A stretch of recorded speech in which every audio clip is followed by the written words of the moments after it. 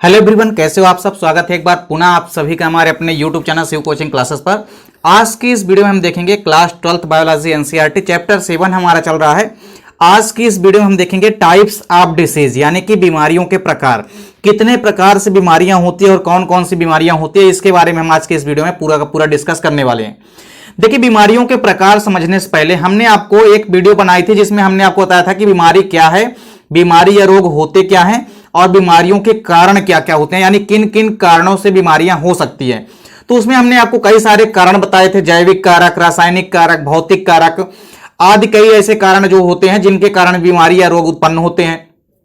बीमारी या रोग होती क्या है, तो देखिए बीमारी या रोग क्या होती है, एक ऐसी स्थिति होती है या एक ऐसी कंडीशन या ऐसी दशा होती है जिसमें कोई भी यदि जीव है तो उसमें संरचनात्मक तथा कार्यात्मक रूप से क्या हो जाता है, उनके अंदर विकृत उत्पन्न हो जाता है या तो अनियमित हो जाती है।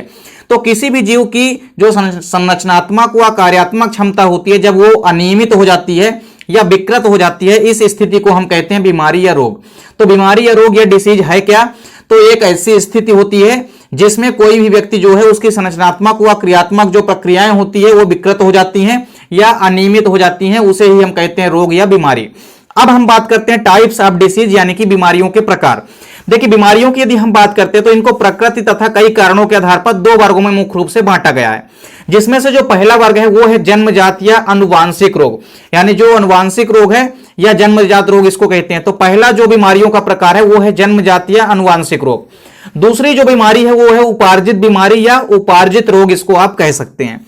तो सबसे पहले तो हम इन्हीं दो के ऊपर डिस्कस करते हैं। सबसे पहला है जन्मजात रोग, यानी कंजेनिटल डिसीज। इसमें आप देखेंगे कि जो जन्मजात रोग होता है, जैसा कि नाम से ही स्पष्ट है कि जन्मजात रोग, यानी ये रोग किसी भी जीव के अंदर जन्म से ही मौजूद होते हैं। और इनमें से कुछ जन्मजात रोग ऐसे होते हैं जो कि गुणसूत्रीय विफतन के कारण उत्पन्न होते हैं, यानी गुणसूत्रीय अनियमितता के कारण जन्मजात रोग उत्पन्न होते हैं। अधिकतर जन्मजात रोग जो होते हैं या अधिकतर अनुवांशिक रोग जो होते हैं ये जन्म से ही मौजूद होते हैं और ये मुख्य रूप से गुणसूत्रों की अनियमितता के कारण उत्पन्न होते हैं। गुणसूत्रों की अनियमितता का मतलब है कि गुणसूत्रों की संख्या में यदि कमी हो जाए या गुणसूत्रों में अधिकता हो जाए तो ऐसी कंडीशन में ये जन्मजात रोग उत्पन्न हो जाते हैं, जैसे टर्नर सिंड्रोम, पटाउ सिंड्रोम, इसके अलावा आप देखेंगे डाउन सिंड्रोम आदि ऐसे सिंड्रोम होते हैं। तथा इसके अलावा कुछ जीन उत्परिवर्तन के कारण भी रोग उत्पन्न होते हैं, जैसे कि वर्णांधता रोग यानी कलर ब्लाइंडनेस, इसके अलावा हीमोफीलिया। ये दोनों के दोनों रोग कैसे हैं, जो कि जीन उत्परिवर्तन के कारण होते हैं, यानी एक विशेष प्रकार के अप्रभावी जीन के कारण होने वाले रोग हैं। तो जन्मजात रोग में आप देखेंगे कि ऐसे रोग जो किसी व्यक्ति के अंदर जन्म से ही मौजूद होते हैं, और चूंकि इनको हम अनुवांशिक रोग भी कहते हैं क्योंकि ये रोग पीढ़ी दर पीढ़ी ट्रांसफर होते हैं, यानी ये रोग पीढ़ी दर पीढ़ी एक पीढ़ी से दूसरी पीढ़ी में हो सकते हैं, इसीलिए इनको हम अनुवांशिक रोग भी कहते हैं। तो कई सारे अनुवांशिक रोग हो सकते हैं जो कि गुणसूत्रों की अनियमितता के कारण उत्पन्न हो सकते हैं और जीनों में उत्परिवर्तन के कारण भी उत्पन्न हो सकते हैं। अब हम देखते हैं उपार्जित प्रतिरक्षा के बाद आपने देखा था जैसे उपार्जित प्रतिरक्षा होती है उसी प्रकार से उपार्जित रोग होती है। जैसे आपने उपार्जित प्रतिरक्षा पढ़ा है उसमें आपने क्या देखा था कि ऐसी प्रतिरोधकता जो जीवों में जन्म के बाद विकसित होती है, यानी कि जीवों के जीवन काल में जो विकसित होने वाली प्रतिरक्षा होती थी उसे हम कहते थे उपार्जित प्रतिरक्षा। उसी प्रकार यहां पे है उपार्जित रोग, यानी एक्वायर्ड डिसीज। उपार्जित रोग का मतलब होता है कि ऐसे रोग जो किसी व्यक्ति के अंदर जन्म से तो नहीं होते हैं लेकिन जन्म के पश्चात किसी भी अवस्था में किसी व्यक्ति के अंदर हो सकते हैं, ऐसे रोगों को हम कहते हैं उपार्जित रोग। तो ये रोग जन्म के पश्चात होते हैं, यानी कि जन्म के पश्चात उत्पन्न होते हैं। तो जन्म के समय नहीं होते हैं, जन्म के बाद किसी ना किसी अवस्था में जीवन की ये रोग जो है शरीर में उत्पन्न हो जाते हैं। इन रोगों के संचरण के आधार पर इन्हें हम पुनः दो प्रकार से बांट सकते हैं। देखिए, इनका ट्रांसमिशन या संचरण कैसे होता है। संचरण के आधार पर इनको हम दो भागों में बांटते हैं।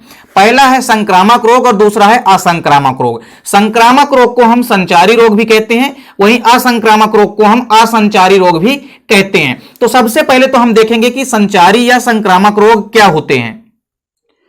तो संक्रामक रोग या संचारी रोग, जैसा कि नाम से ही स्पष्ट है, संक्रामक मतलब एक व्यक्ति से दूसरे व्यक्ति में यदि संक्रमित हो जाए, ऐसे रोग को हम क्या कहते हैं, संक्रामक रोग। तो ये रोग जो होते हैं किसी भी संक्रमित व्यक्ति से वायु, जल, भोजन अथवा किसी प्रकार से वाहक के माध्यम से स्वस्थ व्यक्ति में संप्रेषित होते हैं।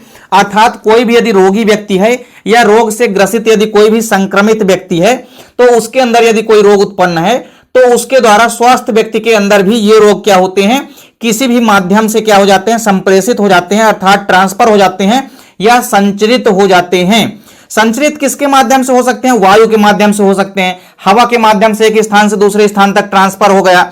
इसके अलावा जल के माध्यम से भी एक स्थान से दूसरे स्थान तक जो संक्रामक रोग होते हैं वो ट्रांसफर हो जाते हैं। भोजन के माध्यम से हो सकता है। इसके अलावा कोई भी अदर वाहक जो है जिसके माध्यम से स्वस्थ व्यक्ति में भी ये रोग क्या हो जाता है, संप्रेषित हो जाता है, अर्थात इस रोग का संक्रमण हो जाता है। तो संचारी या संक्रामक रोग का मतलब होता है कि ऐसा रोग जो कि किसी भी व्यक्ति के अंदर संक्रमण से उत्पन्न होता है, यानी कि जिसका संचरण एक स्थान से दूसरे स्थान तक, एक व्यक्ति से दूसरे व्यक्ति तक हो जाता है, ऐसे रोग को हम संचारी रोग या संक्रामक रोग कहते हैं। इसके अलावा आप ये भी कह सकते हैं कि ये जो संक्रामक रोग होते हैं ये किसी पर्टिकुलर सूक्ष्म जीव के संक्रमण से उत्पन्न होते हैं। तो सूक्ष्म जीवों के संक्रमण से उत्पन्न होते हैं, इसीलिए तो इन्हें हम क्या कहते हैं, संक्रामक रोग कहते हैं, क्योंकि संक्रमण से उत्पन्न होते हैं। किसके संक्रमण से? तो सूक्ष्म जीवों के संक्रमण से उत्पन्न होते हैं। अब देखिए, संक्रामक कारकों को या रोगों को हम कारणात्मक कारकों के आधार पर निम्न प्रकारों से बांट सकते हैं। यानी संक्रामक रोग कई प्रकार के हो सकते हैं। कुछ का संक्रमण विषाणुओं के कारण हो सकता है, विषाणु भी सूक्ष्म जीव होते हैं। इसके अलावा कवक सूक्ष्म जीव होते हैं, प्रोटोजोआ, जीवाणु हो गए, ये सभी के सभी सूक्ष्म जीव हैं। तो इनके कारण से भी क्या हो जाता है, इनके कारण से ही संक्रामक रोग होता है। तो इन कारणों के आधार पर संक्रामक रोगों को हम कई प्रकार से बांटते हैं, जिसमें पहला है विषाणुक रोग। तो विषाणुक रोग मतलब वायरल डिसीज, ऐसे रोग जो कि वायरस के कारण उत्पन्न होते हैं उसे हम कहते हैं विषाणुक रोग। तो विषाणुक रोग में कई सारे रोग आते हैं, जैसे एग्जांपल आप देख सकते हैं डेंगू, चिकनगुनिया, इसके अलावा पोलियो, चेचक, एड्स आदि, ये सभी के सभी क्या हैं, विषाणुक रोग हैं, अर्थात विषाणु या वायरस के कारण उत्पन्न होने वाले रोग हैं।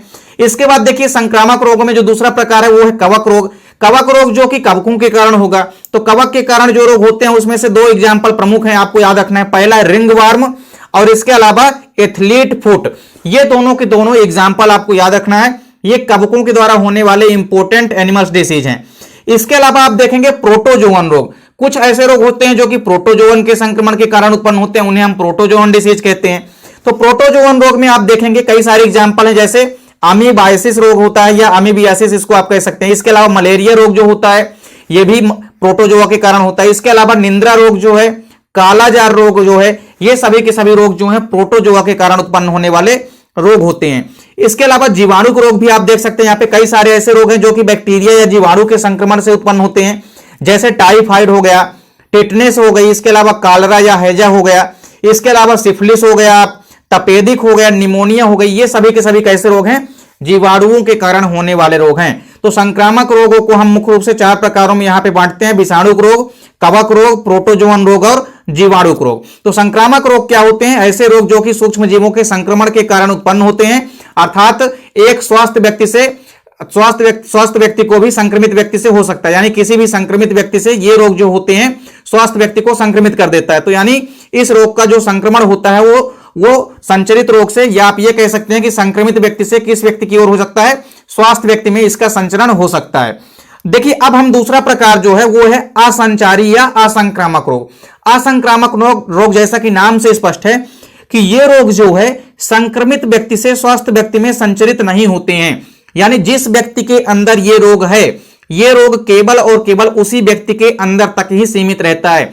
यह रोग अपना विस्तृत रूप नहीं लेता है, अर्थात एक व्यक्ति से दूसरे व्यक्ति में ट्रांसफर नहीं होता है, बल्कि किसी रोगी व्यक्ति तक ही सीमित रहता है। जो रोगी व्यक्ति है उसी तक सीमित रहता है, और जैसे ही रोगी व्यक्ति खत्म हो जाता है वैसे ही यह रोग भी खत्म हो जाता है। असंचारी या असंक्रामक रोगों को भी हम कई प्रकार से बांटते हैं। तो इन्हें निम्न प्रकारों में बांटा गया। देखिए, पहला जो प्रकार है वो है अल्पता रोग। अल्पता का मतलब होता है, नाम से स्पष्ट है कि अल्पता मतलब किसी चीज की कमी। तो देखिए, ये रोग बेसिकली पोषक तत्वों अथवा हार्मोनों की कमी के कारण होते हैं। यानी कोई भी ऐसा रोग जो कि पोषक तत्वों और हार्मोन्सों की कमी के कारण होता है, इन रोगों को हम कहते हैं अल्पता रोग। अल्पता रोग का मतलब ही होता है किसी भी चीज की अल्प मात्रा मिलना। तो अल्पता रोग में आप देखेंगे कि यदि पोषक तत्वों की अथवा हार्मोन्सों की कमी हो जाती है, इस कारण से यदि कोई रोग उत्पन्न हो जाता है, तो इसे हम कहते हैं अल्पता रोग। कई सारे एग्जाम्पल हैं अल्पता रोग के, जैसे आप देख सकते हैं मोरम्मस, क्वासी ओरकर, ये सभी के सभी प्रोटीन की कमी से होने वाले रोग हैं। इसके अलावा पेलाग्रा रोग आप देख सकते हैं, घेंघा रोग आयोडीन की कमी से होता है, यह भी पोषक तत्व की कमी से होने वाला रोग है। इसके अलावा मधुमेह रोग जो है, बौनापन रोग जो है, ये दोनों के दोनों रोग किसकी कमी से होते हैं? मुख्य रूप से हार्मोन्सों की कमी के कारण होते हैं। तो इंसुलिन जो हार्मोन्स होता है उसकी कमी से मधुमेह रोग हो जाता है। उसके अलावा बौनापन रोग है, यह भी हार्मोन्सों की कमी के कारण होता है। तो इस प्रकार से अल्पता रोग जो है यह भी एक असंक्रामक रोग का एग्जाम्पल है। तो अल्पता का मतलब है किसी भी चीज की कमी, यानी हार्मोन्सों और पोषक तत्वों की कमी से यदि कोई रोग उत्पन्न होता है तो उसे हम कहते हैं अल्पता रोग। देखिए, जो असंक्रामक रोग है उसका दूसरा प्रकार है क्षय कारक रोग। क्षय कारक रोग के अंतर्गत ऐसे रोग आते हैं, ये रोग शरीर में ऊतकों की ओर आकर्षित हो जाने के कारण उत्पन्न हो जाते हैं, जैसे हृदय रोग, मस्तिष्क आघात और गठिया रोग आदि। ये सभी के सभी क्षय कारक रोग के अंतर्गत आते हैं। ये रोग शरीर में ऊतकों के अपकर्षित हो जाने के कारण होते हैं। ऊतकों की संरचना या संगठन में यदि परिवर्तन आ जाता है तो उसके कारण ये रोग उत्पन्न हो सकते हैं। इसके अलावा तीसरा रोग है प्रत्युर्जता। प्रत्युर्जता का मतलब है कि शरीर में किसी बाहरी पदार्थ के प्रति यदि अति संवेदनशीलता हो जाती है, उसके कारण जो उत्पन्न रोग होते हैं उन्हें हम कहते हैं प्रत्युर्जक रोग। तो प्रत्युर्जक रोग के कई सारे एग्जाम्पल हैं, जैसे अस्थमा हो गया, ज्वर हो गया, ये सभी के सभी प्रत्युर्जता रोग के एग्जाम्पल हैं। तो प्रत्युर्जता का मतलब होता है कि कोई भी बाह्य पदार्थ शरीर के अंदर प्रवेश कर गया है, उसके प्रति यदि अति संवेदनशीलता उत्पन्न हो जाती है तो ऐसे कारकों को हम प्रत्युर्जक कहते हैं तथा इस प्रकार से उत्पन्न रोग कहलाते हैं प्रत्युर्जता। तो इसके एग्जाम्पल भी आपको याद रखना है, अस्थमा और ज्वर। इसके बाद एक आखिरी है कैंसर। कैंसर की हमने आपको अलग से वीडियो भी प्रोवाइड करा दी है, अभी तक आप यदि नहीं देखें तो आप प्ले लिस्ट में जाकर के देख सकते हैं। कैंसर की यदि हम बात करते हैं तो यह रोग जो है यह भी एक असंक्रामक रोग होता है, मतलब एक व्यक्ति से दूसरे व्यक्ति के अंदर ट्रांसफर नहीं होता है। यह रोग शरीर में ऊतक या कोशिकाओं के असामान्य वृद्धि के कारण होता है। कभी भी शरीर के अंदर किसी भी कोशिकाओं के अंदर यदि कोशिका अनियमित रूप से वृद्धि कर जाती है या ऊतकों में अनियमित रूप से वृद्धि आ जाती है, जिस कारण से उत्पन्न रोग जो होता है वो कहलाता है कैंसर। तो उम्मीद करता हूं कि वीडियो पसंद आई होगी। वीडियो अच्छी लगे तो लाइक कमेंट जरूर कीजिए, साथ ही साथ दोस्तों के बीच ज्यादा से ज्यादा वीडियो को शेयर कीजिए। चैनल पे यदि नए हैं तो चैनल को सब्सक्राइब जरूर कर लें, साथ ही साथ बेल आइकन प्रेस कर लें ताकि वीडियो की नोटिफिकेशन मिलती रहे। मिलते हैं नेक्स्ट वीडियो में, तब तक के लिए जय हिंद, वंदे मातरम।